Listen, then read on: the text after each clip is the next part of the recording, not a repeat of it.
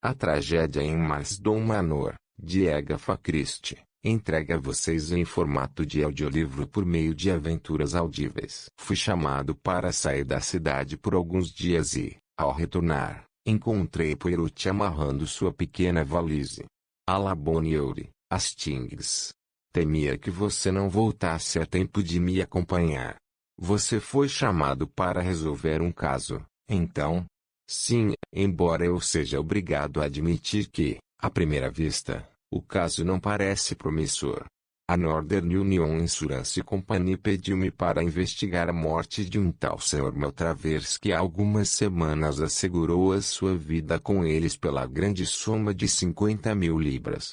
"Sim," eu disse, muito interessado. Havia, é claro, a habitual cláusula de suicídio na apólice. No caso de ele cometer suicídio dentro de um ano, os prêmios seriam perdidos.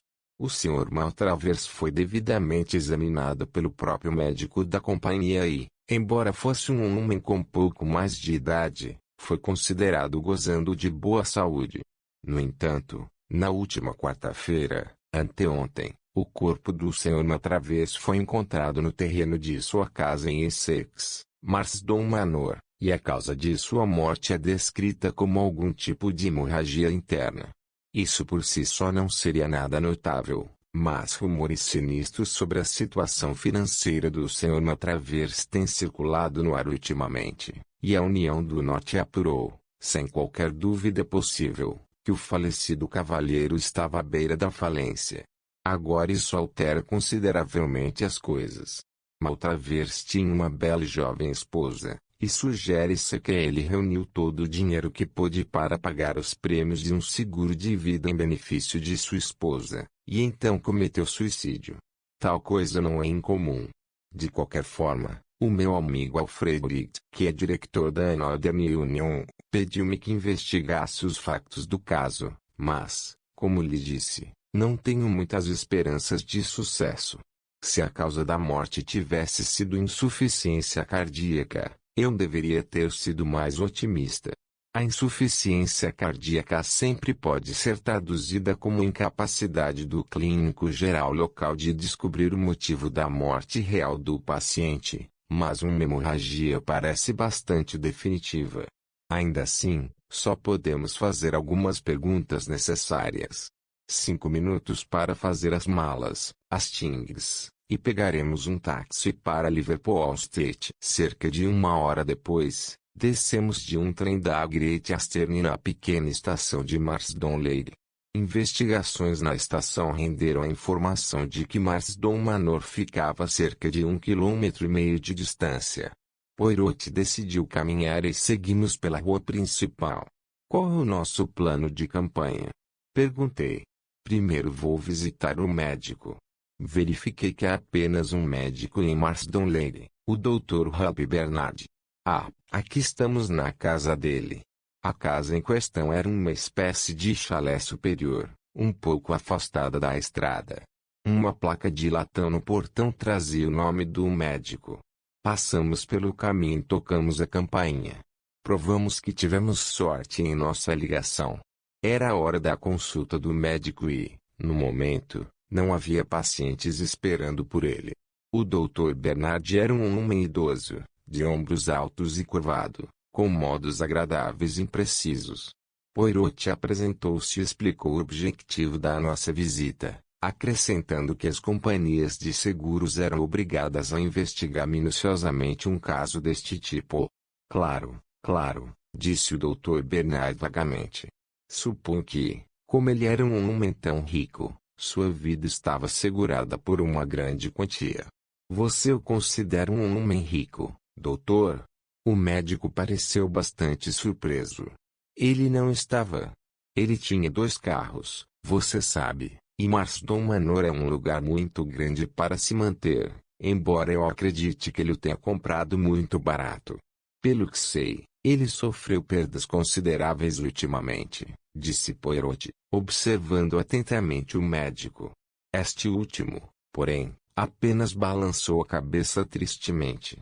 É assim mesmo. De fato. É uma sorte para sua esposa, então, que exista esse seguro de vida.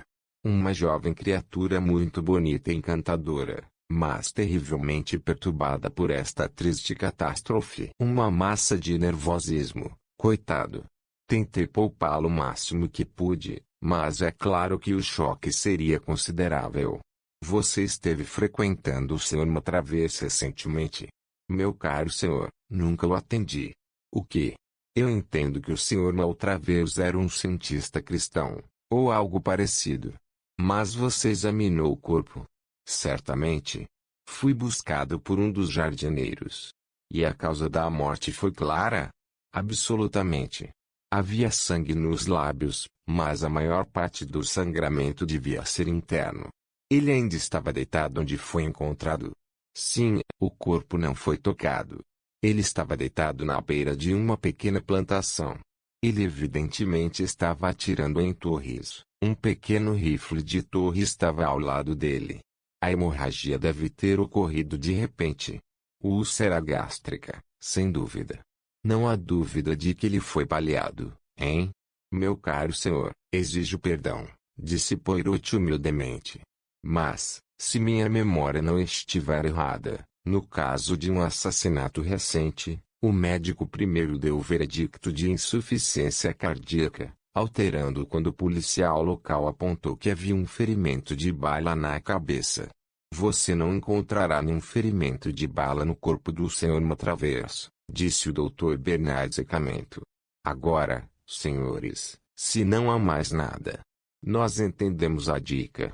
Bom dia e muito obrigado, doutor, por responder tão gentilmente às nossas perguntas. A propósito, você não viu necessidade de uma autopsia? Certamente não. O médico ficou bastante apoplético. A causa da morte era clara e, na minha profissão, não vemos necessidade de angustiar indevidamente os familiares de um paciente falecido. E, virando-se, o médico bateu a porta com força na nossa cara. E o que você acha do Dr. Bernard Hastings? Perguntou Poirot, enquanto seguimos a caminho da mansão. Um idiota velho. Exatamente. Seus julgamentos de caráter são sempre profundos, meu amigo. Olhei para ele com inquietação, mas ele parecia perfeitamente sério. Um brilho, porém, surgiu em seus olhos e ele acrescentou maliciosamente: isso quer dizer, quando não se trata de uma mulher bonita. Eu olhei para ele friamente. Ao chegarmos à mansão, a porta nos foi aberta por uma criada de meia-idade. Poirot entregou-lhe o seu cartão e uma carta da companhia de seguros para a Sra. Maltravers. Ela nos levou a uma pequena sala de estar e retirou-se para contar à patroa. Cerca de 10 minutos se passaram e então a porta se abriu e uma figura esbelta com roupas de viúva apareceu na soleira. Monsieur Poirot. Ela vacilou. Senhora. Poirot levantou-se galantemente e correu na direção dela. Não posso lhe dizer como lamento ter perturbado você dessa maneira. Mas o que você vai fazer? Laissez-faire, eles não conhecem piedade. A Sra. Maltravers permitiu que ele a conduzisse até uma cadeira. Seus olhos estavam vermelhos de tanto chorar, mas a desfiguração temporária não conseguia esconder sua extraordinária beleza. Ela tinha cerca de 27 ou 8 anos e era muito loira, com grandes olhos azuis e uma linda boca fazendo bercinho. É algo sobre o seguro do meu marido, não é? Mas devo ser incomodado agora, tão cedo. Coragem, minha querida madame. Coragem. Veja, seu falecido marido segurou a vida por uma quantia bastante grande e, nesse caso, a companhia sempre precisa se certificar de alguns detalhes. Eles me capacitaram para agir por eles. Você pode ter certeza de que farei tudo ao meu alcance para tornar o assunto não muito desagradável para você. Você poderia me contar brevemente os tristes acontecimentos de quarta-feira? Eu estava me trocando para o chá quando minha empregada apareceu. Um dos jardineiros tinha acabado de correr para casa. Ele descobriu, sua voz sumiu. Poirot apertou-lhe a mão com simpatia. Eu compreendo. Suficiente. Você viu seu marido no início da tarde? Não desde o almoço. Fui até a aldeia comprar alguns selos e acredito que ele estava andando pelo terreno, atirando em torres, hein? Sim, ele geralmente levava consigo seu pequeno rifle de torre e eu vi 1 ou 2 tiros à distância. Onde está esse pequeno rifle agora? No corredor, eu acho. Ela saiu da sala e encontrou e entregou a pequena arma a Poirot, que a examinou rapidamente. 2 tiros disparados, pelo que vejo, observou ele, ao devolvê-lo. E agora, senhora, se eu puder ver. Ele fez uma pausa delicadamente. O servo irá levá-lo, ela murmurou, desviando a cabeça. A criada, chamada, conduziu Poirot escada acima. Fiquei com a adorável e infeliz mulher. Era difícil saber se devia falar ou permanecer em silêncio. Ensaiei 1 ou 2 reflexões gerais às quais ela respondeu distridamente, e poucos minutos depois Poirot voltou a juntar-se a nós. Agradeço toda a sua cortesia, senhora. Não creio que você precise se preocupar mais com esse assunto. A propósito, você sabe alguma coisa sobre a situação financeira do seu marido? Ela balançou a cabeça. Nada mesmo. Sou muito estúpido em assuntos de negócios. Eu vejo. Então você não pode nos dar nenhuma pista sobre por que ele de repente decidiu fazer um seguro de vida. Ele não tinha feito isso antes, eu entendo. Bem, estávamos casados há pouco mais de 1 ano. Mas o motivo pelo qual ele segurou sua vida foi porque ele havia absolutamente decidido que não viveria muito. Ele teve uma forte premonição de sua própria morte. Imagino que ele já tivesse tido uma hemorragia e sabia que outra seria fatal. Tentei dissipar esses medos sombrios dele, mas sem sucesso. Infelizmente, ele estava certo. Com lágrimas nos olhos, ela se despediu dignamente de nós. Poirot fez um gesto característico enquanto caminhávamos juntos pelo caminho. É bien, é isso. De volta a Londres, meu amigo, parece não haver nenhum rato neste buraco de rato. E ainda assim o quê? Uma ligeira discrepância, só isso. Você percebeu isso? Você não?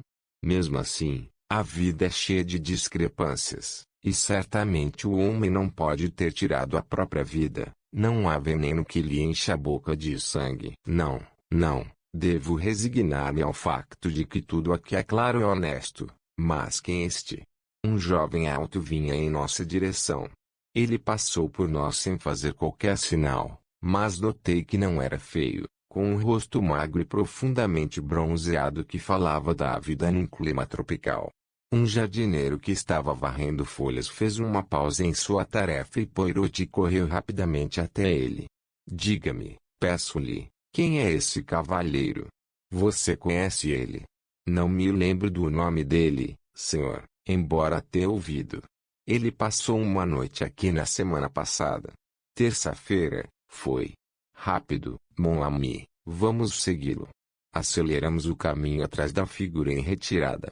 Um vislumbre de uma figura vestida de preto no terraço ao lado da casa, e nossa presa desviou e nós fomos atrás dele. De modo que fomos testemunhas do encontro. A senhora Maltravers quase cambaleou onde estava e seu rosto empalideceu visivelmente. Ela engasgou. Pensei que você estivesse no mar, a caminho da África Oriental. Recebi notícias dos meus advogados que me detiveram, explicou o jovem. Meu velho tio na Escócia morreu inesperadamente e me deixou algum dinheiro. Dadas as circunstâncias, achei melhor cancelar minha passagem. Aí vi essa má notícia no jornal e vim ver se havia algo que eu pudesse fazer. Talvez você queira que alguém cuide um pouco das coisas para você. Naquele momento eles perceberam nossa presença. Poirot deu um passo à frente e, com muitas desculpas, explicou que havia deixado a bengala no corredor. Com bastante relutância, pareceu-me, a senhora Maltravers fez a apresentação necessária. Monsieur Poirot, Capitão Black. Seguiram-se alguns minutos de conversa, durante os quais Poirot revelou que o Capitão Black estava hospedado no Anchorin. Não tendo sido descoberta a vara que faltava, o que não era surpreendente, Poirot apresentou mais desculpas e nós nos retiramos. Voltamos para a vila em grande velocidade, e Poirot foi direto para o Anchorim. Aqui nos estabeleceremos até que nosso amigo capitão retorne, explicou. Você notou que enfatizei o fato de que voltaríamos para Londres no primeiro trem. Possivelmente você pensou que eu estava falando sério. Mas não. Você observou o rosto da senhora Maltravers quando ela avistou esse jovem Black. Ela ficou claramente surpresa. E ele, bien, ele era muito dedicado. Você não achou? E ele esteve aqui na noite de terça-feira, um dia antes da morte do Sr. Maltravers. Devemos investigar os feitos do Capitão Black, Hastings. Em cerca de meia hora avistamos nossa presa se aproximando da estalagem. Poirot saiu e abordou e logo o levou ao quarto que havíamos reservado. Tenho contado ao Capitão Black sobre a missão que nos traz aqui, explicou ele. Você pode compreender, Monsieur le Capitaine, que estou ansioso para chegar ao estado de espírito do Sr. Maltravers imediatamente antes de sua morte que, ao mesmo tempo, não desejo angustiar indevidamente a Sra. Maltravers fazendo-lhe perguntas dolorosas. Agora, você estava aqui pouco antes da ocorrência e pode nos dar informações igualmente valiosas. Farei tudo o que puder para ajudá-lo, tenho certeza, respondeu o jovem soldado, mas receio não ter notado nada fora do comum. Veja bem, embora Maltravers fosse um velho amigo do meu povo, eu mesmo não o conhecia muito bem. Você desceu, quando? Terça-feira à tarde. Fui para a cidade na manhã de quarta-feira, quando meu barco partiu de Tilbury por volta do meio-dia. Mas algumas notícias que recebi me fizeram alterar meus planos. Como ouso dizer que você me ouviu explicar à senhora você estava voltando para a África Oriental, eu entendi. Sim. Estou lá desde a guerra, um grande país. Exatamente. Agora, sobre o que foi a conversa no jantar de terça-noite. Eu não sei. Os tópicos estranhos de sempre. Maltravers perguntou pelo meu povo, e depois discutimos a questão das reparações alemãs, e então a senhora Maltravers fez muitas perguntas sobre a África Oriental, e eu contei-lhes uma ou duas histórias. Isso é tudo, eu acho. Obrigado. Poirot ficou em silêncio por um momento e depois disse gentilmente, com sua permissão, gostaria de fazer uma pequena experiência. Você nos contou tudo que seu eu consciente sabe, quero agora questionar seu eu subconsciente. Psicanálise, o quê? Disse Black, com visível alarme. Não, disse Poirot de forma tranquilizadora. Veja, é assim, eu te dou uma palavra, você responde com outra, e assim por diante. Qualquer palavra, a primeira que você pensar. Começaremos. Tudo bem, disse Black lentamente, mas parecia inquieto. Anote as palavras, por favor, Hastings, disse Poirot. Depois tirou do bolso o grande relógio com cara de inabo e colocou-o na mesa ao seu lado. Vamos começar. Dia. Houve uma pausa momentânea e então Black respondeu, noite. À medida que Poirot prosseguia, as suas respostas eram mais rápidas. Nome, disse Poirot. Lugar. Bernardo. Shaw. Terça-feira. Jantar. Jornada. Enviar. País. Uganda. História. Leões. Rifle de torre. Fazenda. Tomada. Suicídio. Elefante. Presas.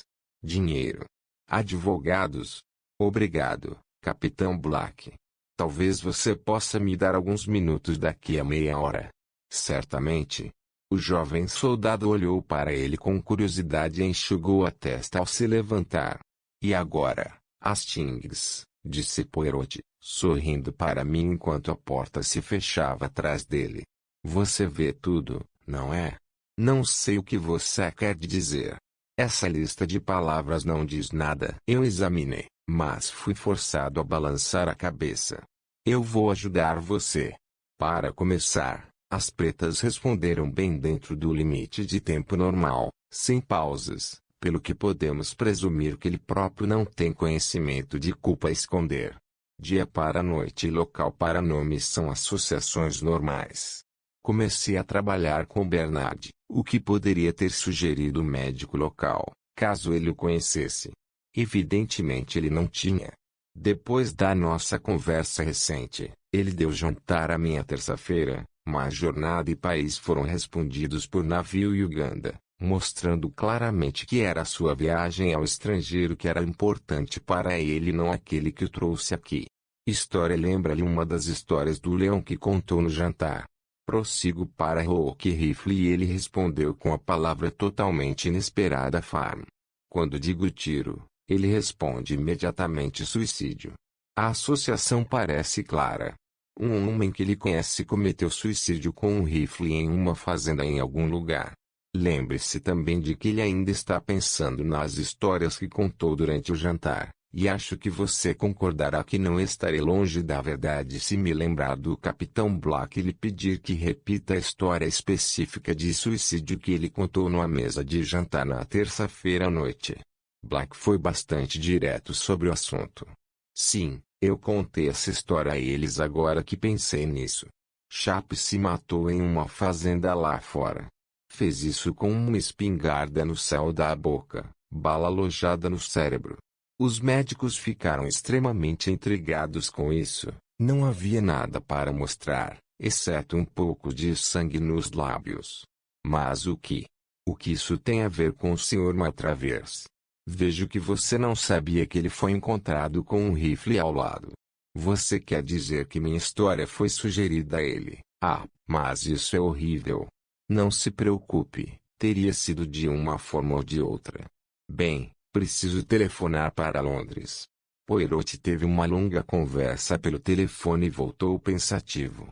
Ele saiu sozinho à tarde e só às 7 horas anunciou que não poderia mais adiar, mas que deveria dar a notícia à jovem viúva.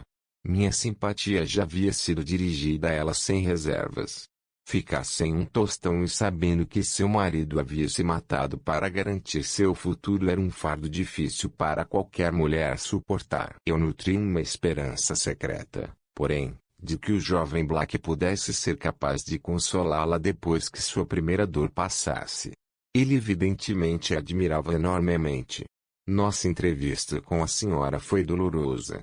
Recusou-se veementemente a acreditar nos factos apresentados por Poirot e, quando finalmente se convenceu, desatou a chorar amargamente. Um exame do corpo transformou nossas suspeitas em certezas. Poirot sentia muito pela pobre senhora, mas, afinal, ele trabalhava para a companhia de seguros, e o que poderia fazer? Quando se preparava para sair, disse gentilmente à senhora Maltravers: Madame, a senhora, mais do que todas as pessoas, deveria saber que não há mortos. O que você quer dizer? Ela vacilou, seus olhos se arregalando. Você nunca participou de nenhuma sessão espírita. Você é mediúnico, você sabe. Disseram-me isso. Mas você não acredita no espiritismo, certo? Madame, eu vi algumas coisas estranhas. Você sabia que dizem na aldeia que esta casa é mal assombrada? Ela sentiu e naquele momento a criada anunciou que o jantar estava pronto. Você não vai ficar e comer alguma coisa? Aceitamos com gratidão e senti que nossa presença não poderia deixar de distraí-lo um pouco de suas próprias tristezas. Tínhamos acabado de tomar a sopa quando ouvimos um grito do lado de fora da porta e o som de louças quebrando. Nós pulamos. A criada apareceu, com a mão no coração. Era um homem parado no corredor. Poirot saiu correndo e voltou rapidamente. Não há ninguém lá. Não existe, senhor, disse a criada fracamente. Oh, isso me deu um sobressalto. Mas por quê? Ela baixou a voz para um sussurro. Eu pensei que fosse o mestre, pareci com ele. Vi a senhora Maltravers se assustar e minha mente voou para a velha superstição de que um suicida não pode descansar. Ela também pensou nisso, tenho certeza, pois um minuto depois agarrou o braço de Poirot com um grito. Você não ouviu isso? Aquelas 3 batidas na janela? Era assim que ele sempre batia quando passava pela casa. Ah, era, chorei. Era contra a vidraça. Mas uma espécie de terror estava se apoderando de todos nós. A criada estava obviamente nervosa e, quando a refeição terminou, a senhora Maltravers pediu a Poirot que não fosse imediatamente. Ela estava claramente com medo de ser deixada sozinha. Sentamo-nos na pequena sala matinal. O vento aumentava e gemia pela casa de uma forma sinistra. Por 2 vezes a porta do quarto se destrancou e se abriu lentamente, e em cada uma delas ela se agarrou a mim com um suspiro aterrorizado.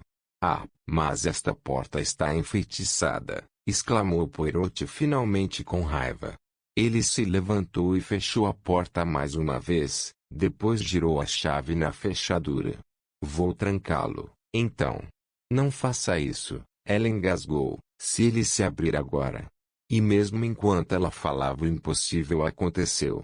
A porta trancada se abriu lentamente. De onde estava sentado, eu não conseguia enxergar o corredor, mas ela e Poirot estavam de frente para ele. Ela deu um longo grito ao se virar para ele. Você viu ali no corredor? Ela chorou. Ele estava olhando para ela com uma cara confusa, então balançou a cabeça. Eu vi, meu marido. Você deve ter visto ele também? Senhora, não vi nada. Você não está bem, nervoso. Estou perfeitamente bem, oh, Deus. De repente, sem qualquer aviso, as luzes tremeram e apagaram-se. Da escuridão vieram 3 batidas fortes. Eu podia ouvir a senhora Maltravers gemendo. E então, eu vi. O homem que eu tinha visto na cama no andar de cima estava ali de frente para nós, brilhando com uma luz fraca e fantasmagórica. Havia sangue em seus lábios e ele estendeu a mão direita, apontando. De repente, uma luz brilhante pareceu provir dele. Passou por Poirot e por mim e caiu sobre a senhora Maltravers. Eu vi seu rosto branco e aterrorizado e mais alguma coisa. Meu Deus, Poirot! Chorei. Olhe para a mão dela, a mão direita. Está tudo vermelho. Seus próprios olhos pousaram sobre ele e ela caiu no chão. Sangue, ela gritou histericamente. Sim, é sangue. Eu o matei. Eu fiz isso. Ele estava me mostrando, e então coloquei minha mão no gatilho e apertei. Salve-me dele, salve-me. Ele voltou. Sua voz morreu em um gorgolejo. Luzes. Disse Poirot rapidamente. As luzes acenderam como num passe de mágica. É isso, ele continuou. Você ouviu, Hastings. E você, Everett? Ah, a propósito, este é o Sr. Everett, um excelente membro da profissão teatral. Telefonei para ele esta tarde. A maquiagem dele é boa, não é? Exatamente como morto. E com uma lanterna de bolso e a fosforescência necessária ele causou a impressão adequada. Eu não tocaria na mão direita dela se fosse você, Hastings. Marcas de tinta vermelha assim. Quando as luzes se apagaram eu apertei a mão dela, sabe? A propósito, não podemos perder o nosso comboio. O inspetor já está do lado de fora da janela. Uma noite ruim. Mas ele conseguiu passar o tempo batendo na janela de vez em quando. Veja bem, continuou Poirot, enquanto caminhávamos rapidamente em meio ao vento e à chuva, havia uma pequena discrepância. O médico parecia pensar que o falecido era um cientista cristão, e quem poderia ter lhe dado essa impressão senão a senhora Maltravers? Mas para nós ela representava em grave estado de apreensão quanto à sua própria saúde. Novamente, porque ela ficou tão surpresa com o reaparecimento do jovem Black. E, por último, embora eu saiba que a convenção decreta que uma mulher deve fingir luto pelo marido, não me importo com pálpebras tão pintadas de ruge. Você não os observou, Hastings? Não. Como sempre digo, você não vê nada. Bem, aí estava. Havia as 2 possibilidades. A história de Black sugeriu um método engenhoso de cometer suicídio para o Sr. Maltravers, ou sua outra ouvinte, a esposa, viu um método igualmente engenhoso de cometer assassinato. Eu me inclinei para a última visão. Para atirar em si mesmo da maneira indicada, Ele provavelmente teria que puxar o gatilho com o dedo do pé, ou pelo menos é o que imagino. Agora, se Maltravers tivesse sido encontrado sem uma bota, é quase certo que teríamos ouvido falar disso por alguém. Um detalhe estranho como esse teria sido lembrado. Não, como disse, inclinei-me para a opinião de que se tratava de um caso de homicídio, não de suicídio, mas percebi que não tinha a menor sombra de prova que apoiasse a minha teoria. Daí a pequena comédia elaborada que você viu esta noite. Mesmo agora não consigo ver todos os detalhes do crime. Eu disse: vamos começar do início. Aqui está uma mulher astuta e intrigante que, sabendo da derrocada financeira de seu marido e cansada do companheiro idoso com quem ela só se casou por dinheiro, o induz a fazer um seguro de vida por uma grande quantia, e então busca os meios para realizar seu propósito. Um acidente lhe dá isso, a estranha história do jovem soldado. Na tarde seguinte, quando Monsieur Le Capitaine, como ela pensa, está em alto mar, ela e o marido estão passeando pelo terreno. Que história curiosa foi aquela noite passada. Ela observa. Será que um homem poderia atirar em si mesmo dessa maneira? Mostre-me se é possível. O pobre tolo, ele mostra a ela. Ele coloca a ponta do rifle na boca. Ela se abaixa e coloca o dedo no gatilho, rindo dele. E agora, senhor, ela diz atrevidamente, e se eu puxar o gatilho? E então, Hastings, ela puxa. O fim. Obrigado por ouvir um audiolivro de aventuras audíveis. Certifique-se de encontrar audiolivros mais divertidos no canal.